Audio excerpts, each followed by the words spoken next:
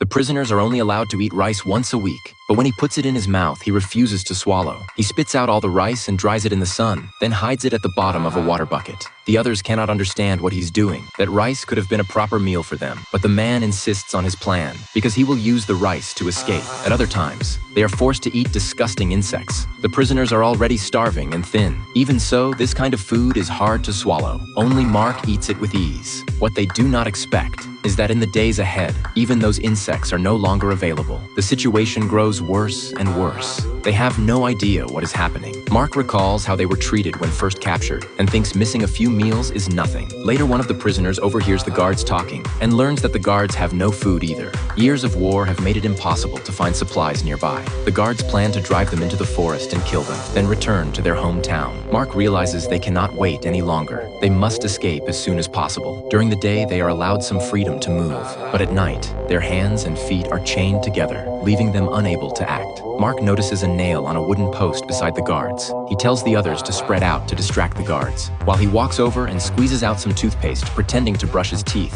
then secretly pulls the nail from the post. After getting the nail, he sharpens it into a long, thin piece. That night, after the guards leave, Mark spits out the nail he has hidden in his mouth and uses it to unlock the handcuffs. This gives the others hope. The next day, after the guards leave again, Mark unlocks the cuffs once more. He extends a small mirror outside to observe the guards' positions. They use wooden plugs and small stones to mark the exact positions of the guards and the locations of the guns. At that moment, a rifle is suddenly aimed at Mark's head. Mark quickly explains it is just a game. Fortunately, they do not speak the same language, so the guard does not understand what he said. That night, the prisoners pry open the floor. Mark avoids the guard's line of sight and quietly moves to the fence, digging out the soil beneath it, creating a gap in the barrier. The next day, Mark and his companions return to check the spot. After confirming everything is ready, he gathers everyone to prepare for the escape. He takes out the small mirror to observe outside again and sees that all the guards are gathered in the kitchen, while the guns are left outside. This becomes a perfect opportunity to break out.